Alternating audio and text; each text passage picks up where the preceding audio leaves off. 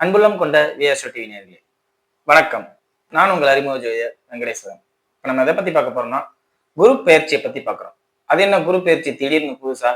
குரு 45 நாட்களுக்கு அதிசார பயிற்சியாரு. இது எப்பயாவது வருடத்திற்கு 3 வருடத்திற்கு ஒரு வாட்டி நடக்கும். எப்பவுமே 3 வருஷத்துக்கு ஒரு வாட்டி அந்த பூமியோட சுழற்சிக்கும் குருவோட சுழற்சிக்கும் ஒரு வித்தியாசம் ஏற்படும். அந்த வித்தியாசம் ஏற்படும் போதுல குரு பகவான் அதிசாரம் வாங்கி முன்னாடி போவார். இது 3 வருஷத்துக்கு ஒரு வாட்டி எப்பவுமே நடக்கும். அந்த 3 வருஷத்துக்கு ஒரு வாட்டி நடக்கும். இப்ப உதாரணத்துக்கு சொன்னா நம்ம லீப் இயர் பார்ப்போம்ல, பூமியை பொறுத்தவரையும் 4 வருஷத்துக்கு ஒரு வாட்டி லீப் இயர். அது மாதிரி ஒவ்வொரு 3 வருஷத்துக்கு ஒரு வாட்டியும் அந்த உபயராசிகள்ல இருக்கும் போதுல மட்டும் குரு பகவான் அதிசார பயிற்சி அடைவார். அதே மாதிரி திரும்பி வக்ரமாகி பின்னாடி அதே ராசிக்கு வந்துருவார், இயல்பு நிலைக்கு வருவார். அந்த இயல்பு நிலையானது எப்ப நடக்க போகுது? இப்ப அதிசாரம் ஆகிறாருனாவே அப்ப வக்ரமும் ஆகிறாருன்னு அர்த்தம். இந்த அதிசாரம் எப்ப நடக்குதுன்னா ஐப்பசி மாதம் 1ஆம் தேதி நடக்குது. அதே மாதிரி ஐப்பசி 25 வரையும் குரு பகவான் கடகத்தில் உச்சம் பெற்று அங்கே வக்ரம் இல்லாம நீட்டா இருக்காரு, உச்ச நிலையில நல்லா இருக்காரு. அதே மாதிரி குரு பகவான் 25க்கு அப்புறம் வக்ரம் ஆகுறாரு. வக்ரமாகி திரும்பவும் கார்த்தி 20க்கு அப்புறம் மிதுன ராசிக்கே வர்றாரு. அதாவது ஃபர்ஸ்ட் முன்னாடி வந்துடுறாரு, அப்புறம் ரிவர்ஸ் கியர் போட்டு பின்னாடி வர்றாரு. வேற எதுவும் இல்ல. எப்பவுமே ஒரே ராசிகளுக்குள்ள இது வரும். ஆனா இப்பதான் ஒரு ராசி விட்டு இன்னொரு ராசி மாறுற அமைப்பு. அப்படி மாறும் போதுல எப்பவுமே வக்ர பயிற்சிக்கு மட்டுமே வேதியா போடுறவங்க இந்த காலகட்டத்துல வக்ர பயிற்சிக்கு தனியா போடுவாங்க, அதுக்கப்புறம் இதுக்கு தனியா போடுவாங்க. நம்ம எல்லாம் தனித்தனியாலாம் போடல, ஒரே வீடியோ ஃபுல் வீடியோவா போடுறோம். வக்ரத்துக்கும் இதேதான், அதே மாதிரி உச்சம் பெற்ற பலனுக்கும் இதேதான் அப்படிங்கிற மாதிரி எல்லாத்தையும் ஒரே அடியா பேசிட போறோம். சரிங்களா? இப்ப இந்த குரு உச்சமாயி திரும்ப வக்ரம் பெற்று ராசிக்கு வரனால எந்தெந்த நிகழ்வு நடக்க போகுதுன்னா, ஆரம்பத்துல ஐப்பசி 1ஆம் தேதி நல்ல சுபிட்சமா இருக்கும்.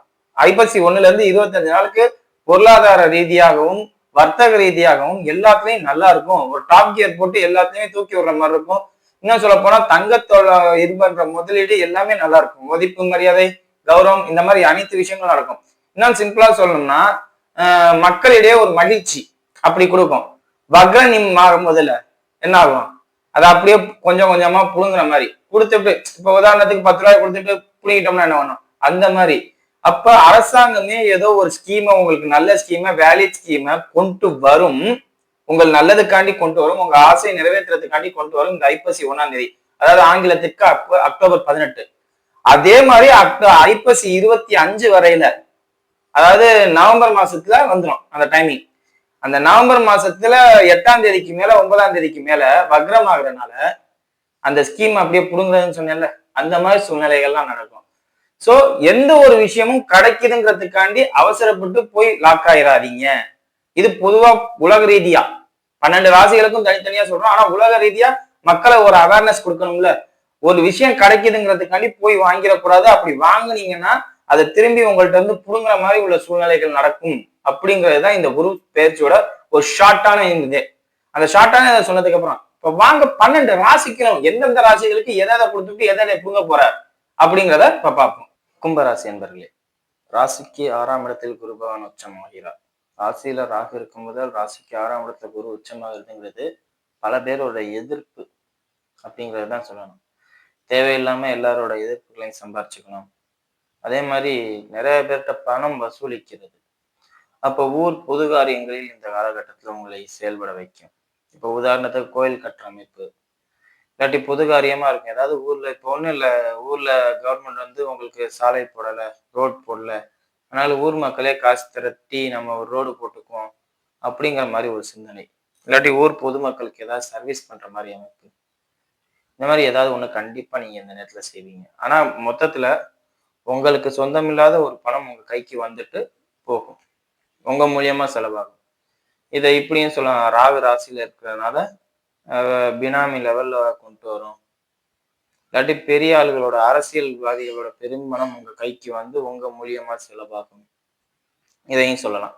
மொத்தத்துல குரு உச்சமாகிறதுங்கிறது நல்ல விஷயம். ஆனா அது எல்லாமே உங்களுக்கானதா இருக்கா, சர்வீஸ் ரிலேட்டடா தான். அந்த பணம் வர்றது மக்களிடம் போய் சேர வேண்டிய பணம் அப்படிங்கிற மாதிரி உள்ள அமைப்புகள்ல தான் உங்க கைக்கு பணம் வரும். மக்கள்கிட்ட கொண்டு போய் சேர்க்கணும், இல்ல மக்களுக்கு தேவையானதை நிறைவேற்றி வைக்கணும், அவங்களோட ஆசைகளை நிறைவேற்றி வைக்கணும் அப்படின்னு உங்க கைக்கு பணம் வரும். இதை நீங்க ஏதாவது கோல்மால் பண்ண நினைச்சீங்கன்னா இந்த குரு பயிற்சி அந்த குரு வக்ர பயிற்சி நிவர்த்தி ஆகிறதுக்குள்ள ஏதாவது ஒரு வழக்கு, சிறை வாசம் இந்த மாதிரி ஏதாவது ஒண்ணுல மாற்றுறதுல எந்த மாற்றமும் இல்லை. இல்ல நான் கவர்மெண்ட் பணத்தை எடுக்கல, அரசு தொடர்புல இருக்கிறவங்க என்கிட்ட கொடுத்தாங்க, அதை நான் பண்றேன். அப்படி பண்ணா அரசு தொடர்புல உள்ளவங்க அவங்க பெரிய ஆளா இருக்கும் பட்சத்தில் உங்களை எதை வேணாலும் செய்வாங்க. சோ மொத்தத்துல பணத்தால ஒரு கேடு உங்களுக்கு. அதாவது சர்வீஸா பண்ணிட்டீங்கன்னா பிரச்சனை இல்ல. சர்வீஸ் பண்ணாம வேற ஏதாவது பண்ணீங்கன்னா, உங்களோட சுயலாபத்துக்கு பயன்படுத்திக்கணும்னு நினைச்சீங்கன்னா, அது எக்குத்தப்பான விஷயங்கள உங்க லைஃப்ல கொண்டு வந்துருங்கிறது தான் உண்மை. ஐப்பசி 1ல இருந்து 25க்குள்ள பணம் வந்துரும். ஐப்பசி 25 தாண்டுனாப்புல செலவு பண்ண ஆரம்பிக்கணும். அப்படிங்கிற மாரி உள்ள தோதுல உங்களுக்கு இருக்கும். சரிங்களா? அதே மாரி ராகு ராசியில இருக்கறனால அரசியல் தொடர்பு தான். அதிகப்படியான பேர் அரசியல் தொடர்புல இருக்கிறவங்க, நான் நீன்னு போட்டி போட்டுக்கிட்டு பெரிய ஆள் ஆகுறதுக்கு பல விஷயங்கள செய்ய ஆரம்பிப்பீங்க. ஸோ இந்த அமைப்பு உங்களுக்கு வெற்றியை குடுக்கும்ங்கிறதுல 100% ஷூர் இல்ல. குடுக்குற மாரி இருக்கும். குடுக்காது. ஆசைகள நிறைவேத்திக்கிற மாரி இருக்கும். நிறைவேத்தாது. அதே மாரி திருமண அமைப்பு கொஞ்சம் பாதிப்பு. ஜனனகால ஜாதகம் மட்டும் 7ஆம் இடம் வீக்கா இருந்தா, இந்த நேரத்துல கணவன் மனைவி ஒற்றுமை சீர்குலையுங்கிறதுல எந்த மாற்றமும் இல்ல. டைவர்ஸ் வாங்கிட்டு போறேன் அப்படின்னு சொல்லுவாங்க. முடிஞ்ச அளவுக்கு காம்ப்ரமைஸ் பண்ணுங்க. அதே மாரி குரு வக்ரமாகுது. 11ஆம் அதிபதி வக்ரமாகுது. இத்தன நாள் யாரெல்லாம் உங்களுக்கு அந்த கணவன் மனைவி பிரிவினைய குடுக்கணுங்கிறதுக்கு ஊக்கம் குடுத்தாங்களோ, அவங்கலாம் உங்கள விட்டு பிரிஞ்சு போயிருவாங்க. சோ எதுவுமே ஒரு விஷயம் நடக்கிறதுக்கு முன்னாடி வரையும் பாதிப்பா தெரியாது. ஒரு பாதிப்பு வந்ததுக்கு அப்புறம் கூட இருந்தவங்கலாம் கழட்டி விட்டு போனா எப்படி இருக்கும்? சோ கொஞ்சம் கவனமா இருங்க. சமூக ரீதியா உங்களுக்கு நிறைய பாதிப்புகள் வரும். சமுதாயமே உங்களை எதிர்த்து நிக்கும். இல்லாட்டி எதிர்பார்த்து நிக்கும். எதிர்பார்த்து நின்னு எதிர்பார்ப்ப செஞ்சுட்டீங்கன்னா பிரச்சனை இல்ல. எதிர்பார்ப்ப செய்யாத பட்சத்தில் எதிர்த்து தான் நிக்கும். சோ ஒரு பெருஞ்சமூகம் உங்களை எதிர்த்து நிக்கிறது, உங்களோட ஆசைகளால அசிங்கப்படுறது, கௌரவம் பாழாகிறது. இந்த மனுஷன் இப்படி பண்ணுவாரா? அப்படிங்கிற பேர் எடுக்கிறது. அதே மாரி திருமணம் சம்பந்தப்பட்ட அமைப்புகளாலே 2ஆம் திருமணம் ஆல்ரெடி மேரேஜ் ஆயிருக்கும், எந்த ப்ராப்ளம் இருக்கும். 2வது திருமணம் பண்றேன். நான் இப்படிப்பட்ட ஆள். அதனால எனக்கு இது வேணும் அப்படின்னு சொல்றது. பெரிய பெரிய ஆர்டிஸ்ட்டா இருக்கிறவங்களுக்கெல்லாம் இந்த பிரச்சனை வரும். அதாவது ஆல்ரெடி மேரேஜ் ஆயிருக்கும், செகண்ட் மேரேஜ், தேர்ட் மேரேஜ்ன்னு போவாங்க. ஸோ யோசிச்சு பார்த்தா கொஞ்சம் தேவைக்கு அதிகமான விஷயங்கள் கிடைக்கிறதுனாலே பிரச்சனை மகள்ல. இப்ப எனக்கு தேவை ஒரு வேளை சோறு. அந்த ஒரு வேளை சோற தாண்டி நான் என் வயித்துக்கு தகுந்த தாண்டி நான் சாப்பிடணும்னு நினைச்சா என்ன ஆகும்? அது எனக்கு கேடு தானே. அந்த மாதிரி தான் வரப்போகுது அப்படிங்கிறத சொல்லலாம். அதே மாதிரி கலைத்துறையினர்களாக இருக்கும் பட்சத்தில் ரொம்ப ரொம்ப மக்களிடையே கவனமா இருங்க. மக்களிடையே கவனமா இருக்கிறது உங்களோட கட்டாயம். காரணம் என்ன? 11ஆம் அதிபதி வக்ரமாகும்போது மக்களால் வெறுக்கப்படுவீர்கள் அப்படிங்கிறது தான் உண்மை. சரிங்களா? இப்போ வாங்க நட்சத்திர ரீதியான பலன்களை பார்ப்போம். அவிட்ட நட்சத்திரக்காரர்கள். அவிட்ட நட்சத்திரக்காரர்களை பொறுத்தவரை குரு நட்பு. அதனால ஓரளவுக்கு பாதிப்பு இல்லை. குழந்தைகள் சம்பந்தப்பட்ட அமைப்புகளையும் மனைவி சம்பந்தப்பட்ட அமைப்புகளையும் ஏற்றத்தை தரும். அதே மாதிரி 2ஆம் திருமணம் சம்பந்தப்பட்ட விஷயங்களையும் உங்களை ஈடுபடுத்தி பார்க்கும். தேவைக்கு அதிகமானது அப்படிங்கிறது உங்களுக்கு தான். அதாவது ஆசைகளை தூண்டி விட்டு வேலை பார்க்கும். உங்களோட ஆசைகளை தூண்டி விட்டு சமூகத்தோட தொடர்புகளை வச்சு தப்பான விஷயங்கள் எல்லாம் ஈடுபடுத்த பார்க்கும். இல்லாட்டி அப்படி ஒரு பிரம்மையை உருவாக்கும். ஸோ கும்பராசி அவிட்ட நட்சத்திரக்காரர்கள் கொஞ்சம் கவனமா எதையும் செயல்படுத்துறது ரொம்ப ரொம்ப நல்லது. என்னன்னு சொல்ல போனா அளவுக்கு மீறி ஆசைப்படக்கூடாது. அதே மாதிரி நீங்க தான் பெரிய ஆளுங்கிற எண்ணத்துக்கு போகக்கூடாது. அப்படியெல்லாம் போனீங்கன்னா உங்களுக்கு சிக்கல் தான். சரிங்களா? அதே மாதிரி தொழில் சம்பந்தப்பட்ட அமைப்புகள்ல ஒரு பாதிப்பும் இல்லை. நல்லா இருக்கு. தொழில் நல்லா இருக்கும். தொழில்ல முன்னேற்றத்தை கொடுக்கும். என்னன்னு சொல்ல போனா தொழில் ரீதியா கடன் யாராவது தரேன்னே சொல்லுவாங்க. நான் உங்களுக்கு பார்ட்னரா சொல்லல, கடன் தரேன்னு தான் சொல்லுவாங்க. உடனே அதை பார்ட்னர்னு நினைச்சுக்க கூடாது. கடன் தரேன், நீ டெவலப் பண்ணிக்கோங்க. அதுல எந்த குறையும் இல்லை. சரிங்களா? அதே மாதிரி வருமானமும் ஓரளவுக்கு பாதிக்காம இருக்கு. காதல் சம்பந்தப்பட்ட அமைப்புகளும் பாதிக்காம இருக்கு. கல்லூரி மாணவர்களா இருக்கும் பட்சத்தில் படிப்புல எந்த குறையும் இல்லை. மாணவர்கள் ரிலேட்டடாகவும் எந்த பாதிப்பும் இல்லை. வீடு மண் மனை வாகனம் வாசல் மட்டும் கொஞ்சம் இடம் பெயர்ற மாதிரி இருக்கும். சொந்த வீட்டிலே இருந்தாலும் நீங்க ஒரு இடத்துல இருந்து இன்னொரு இடத்துக்கு ஷிஃப்ட் ஆகிற சூழ்நிலை வரும். என்ன சொல்ல போனா 2ம் கெட்டா மாதிரி ஏதாவது ஒரு வேலையை கண்டிப்பா பார்ப்பீங்க. குரு வக்ரமாகும் போதெல்லாம் சொன்ன வார்த்தையை காப்பாற்ற முடியாதனால வர்ற பிரச்சனைகள். வாக்குறுதிகளை நிறைவேற்ற முடியலை. இந்த வாக்குறுதி நிறைவேற்ற முடியாத காரணம் உங்க ஆசை. 2ஆம் அதிபதி 11ஆம் அதிபதி வக்ரங்க. இத்தனை நாள் நீங்க எவ்வளவு பெரிய ஜாம்பவானா வேணாலும் இருந்திருக்கலாம், எவ்வளவு பெரிய புத்திசாலியா வேணாலும் இருந்திருக்கலாம். காரணம் என்ன? குருவோட சப்போர்ட்.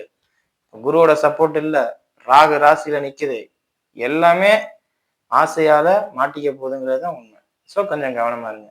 சரிங்களா?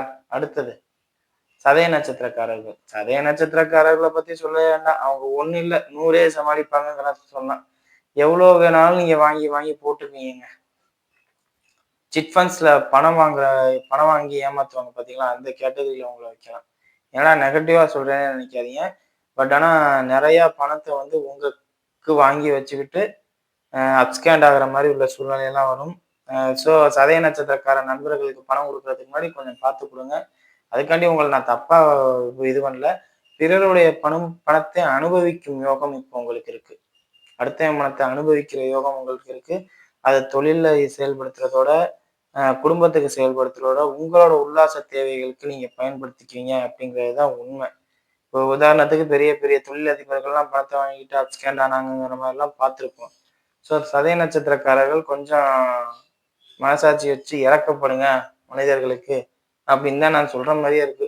உங்களுக்கு தான் கிடைக்குங்கிற மாதிரி அமைப்புல இருக்கு. அதே மாதிரி 2ஆம் திருமண யோகமும் உங்களுக்கு அமைப்பு வரும். நீ இல்லாட்டி எனக்கு என்ன இவங்க இல்லையா, நீ இல்லாட்டி அடுத்த ஸ்டெப் யோசிக்க, அதாவது கொஞ்சம் கூட நெகட்டிவா ஃப்ரேம் பண்ணணும்னு என்னோட நோக்கம் இல்லை. சுய வாழ்க்கை சிந்தனை பண்ணக்கூடிய தன்மை உள்ளவர்களாக மாறுகிறார்கள் சதய நட்சத்திரக்காரர்கள். தான் வாழ்க்கை, தான் வயிறு நிறையுது, தான் சந்தோஷம் அடையணும் அப்படிங்கிற மாதிரி ஒரு இரக்கமற்ற வாழ்க்கைக்கு நீங்க தள்ளப்படுவீங்க.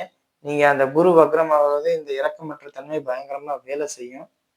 பணம் விஷயத்துல ரொம்ப கரரா இருப்பீங்க. குடுக்கல் வாங்கல் துறையில இருக்கும் போதுல பணத்தை மட்டும் எதிர்பாருங்க, வேற எதையும் எதிர்பார்க்காதீங்க. ஒன்ஸ் ஒருவேளை உங்கள்ட்ட டாக்குமெண்ட் வச்சிருந்து பணம் வாங்கியிருந்தாங்கன்னா டாக்குமெண்ட் எனக்கு பதிஞ்சு கொடு, எனக்கு அந்த இடத்த வித்துரு, இல்லை நகையை வச்சு கொடுத்தனா அந்த நகையை என்கிட்ட கொடுத்துரு, அப்படிலாம் பேசாதீங்க. அப்படிலாம் பேசுனீங்கன்னா இன்னைக்கு நமக்கு காலம் வெல்லும். ஆனா என்னைக்கோ ஒரு நாள் காலம் தோக்குற சூழ்நிலை வரும்போதுல மாட்டிக்குவீங்க. ஸோ எல்லா வகையிலையும் மனிதர்களையும் மனிதராக நேசித்து செயல்படுறது நல்லது. உங்களுக்கு இந்த வாட்டி குறை இருக்குன்னு சொல்ல, உங்களால அடுத்தவங்க பாதிக்கப்படாம பார்த்துக்குங்க அப்படின்னு தான் நான் சொல்றேன். சரிங்களா? அடுத்து புரட்டாதி நட்சத்திரக்காரர்கள். புரட்டாதி நட்சத்திரக்காரர்களை பொறுத்தவரையும் நட்சத்திராதிபதி உச்சம் பெற்று வக்ரம். ஸோ உடல்நிலைக்கு முக்கியத்துவம் கவனம் தேவை. எப்ப எது வேணாலும் நடக்கலாங்கிற ஒரு தன்மைக்குள்ள வயதானவர்களாக இருக்கும் பட்சத்தில், 60 வயதை கடந்தவர்களாக இருக்கும் பட்சத்தில் புரட்டாதி நட்சத்திரக்காரர்கள் எப்ப எது வேணாலும் நடக்கலாங்கிற சூழ்நிலை ஏற்படும். சரிங்களா? அதே மாதிரி படிக்கிற குழந்தைகள் படிப்புல கவனத்தை செலுத்த மாட்டீங்க. படிப்புல ஆர்வம் இருக்காது. படிப்பை விட்டுட்டு எங்கிட்டாவது போயிடலாம் அப்படிங்கிற மாதிரிலாம் தோணும். படிப்பை விட்டுட்டு வேலைக்கு போகணுங்கிற நினைப்பு அதிகமா இருக்கும். சம்பாத்தியத்துல மணி மைண்டடா மாறுவீங்க. அதே மாதிரி ஆசிரியர் துறையில இருக்கிறவங்க, அறப்பணியில இருக்கிறவங்க, ஆன்மீக பணியில இருக்கிறவங்க எல்லாம் அந்த ஆன்மீகத்தை தாண்டி மணி மைண்டடா வந்துருவீங்க. இந்த நிறைய ஆன்மீக குருக்கள்லாம் பணத்துக்காண்டி ஒரு சிலர் மாறுவாங்க பாத்தீங்களா, அது இந்த காலகட்டத்துலதான். மணி மைண்டடா மாறும் மனசு. எதையுமே சிந்தனை பண்ணாது, யோசிக்க, காசு இல்லைன்னா இந்த உலகம் மதிக்காது அப்படிங்கிற எண்ணங்கள் எல்லாம் கொண்டு வரும். ஸோ கும்பராசியை பொறுத்தவரை இந்த குரு பயிற்சியானது உங்களோட கேரக்டரை வந்து டோட்டலா சேஞ்ச் பண்றது தானே ஒழிய நல்ல முறையில கொண்டு வர மாதிரி வளர்க்கறதுக்கு உண்டான சூழ்நிலையை கொடுக்காது, கெடுக்கிறதுக்கு உண்டான சூழ்நிலையை தான் கொடுத்தோம் கும்பராசிக்காரர்களுக்கு. அதுவும் புரட்டாதி நட்சத்திரக்காரர்கள் வந்து ஃபுல் அண்ட் ஃபுல் மணி மைண்டடா மாற்றிடும். ரொம்ப அரக்கத்தனமா நடந்துக்கும். சரிங்களா? அதே மாதிரி பூமி, மண், மனை, வாகனம் சம்பந்தப்பட்ட அமைப்புகளை இழக்கக்கூடாதுங்கிற அமைப்பையும் பார்த்துக்கோங்க. எதையும் அவசரப்பட்டு இழந்துடாதீங்க. திருமணம் சம்பந்தப்பட்ட அமைப்புகள்லாம் பாதிப்புல வருது அப்படிங்கிறதெல்லாம் கொஞ்சம் கவனம் பண்ணிக்கிறது ரொம்ப ரொம்ப நல்லது. அவசரப்பட்டு எந்த ஒரு வேலைகளையும் பார்த்து நீங்களா மாட்டிக்காம இருந்தீங்கன்னா எந்த பாதிப்பும் வராது. நிதானத்துல இருக்கிறது ரொம்ப ரொம்ப நல்லது. கேரக்டர் இழந்துடாம இருக்கிறது நல்லது. இன்னைக்கு நம்ம அடி வாங்குறோங்கிறதுக்காண்டி நம்ம அடுத்தவங்களை அடிச்சு போடணும் அப்படின்னு நினைக்க கூடாது. அப்படி அடிக்க ஆரம்பிச்சீங்கன்னா நாளைக்கு ஃபீல் பண்றது நீங்களா தான் இருப்பீங்க. வேணா அடிக்கிறதுனால அவங்களுக்கு மட்டும் வலிக்காது, உங்க கைக்கும் வலிக்கும் அப்படிங்கிறத உணருங்க. காரணம் என்னன்னா நீங்க அடிக்கிறவர் கிடையாது. பட் அந்த மாதிரி அடிக்கிற சூழ்நிலைக்கு மாற்றப்பட போகிறீங்க. உங்களோட கேரக்டரே சேஞ்ச் ஆக போகுது. எல்லார்ட்டையும் எதிர்த்து பேசி உங்களுக்கு ஒரு நெகட்டிவ் ஃப்ரேம் பண்ணிக்கிற மாதிரி உள்ள சூழ்நிலையில நீங்க மாற போறீங்க அப்படிங்கிறது தான் உண்மை. சரிங்களா? இதை கொஞ்சம் பொறுமையா அதாவது பொறுமையா நீங்க இருக்க வேண்டிய ஆளு பொறுமை இழந்தார் அப்படிங்கிற பேரை வரப்போகுது. சரிங்களா? மற்றபடி எந்த பாதிப்பும் இல்லை. சரிங்களா? வீடியோ இப்பதான் ஃபர்ஸ்ட் டைம் பார்க்குறதா லைக் பண்ணுங்க, ஷேர் பண்ணுங்க, கமெண்ட் பண்ணுங்க. சேனலை மறக்காம சப்ஸ்கிரைப் பண்ணுங்க. வேற எதுவும் ஜோதிட கீழே உள்ள நம்பருக்கு கால் பண்ணுங்க. நன்றி.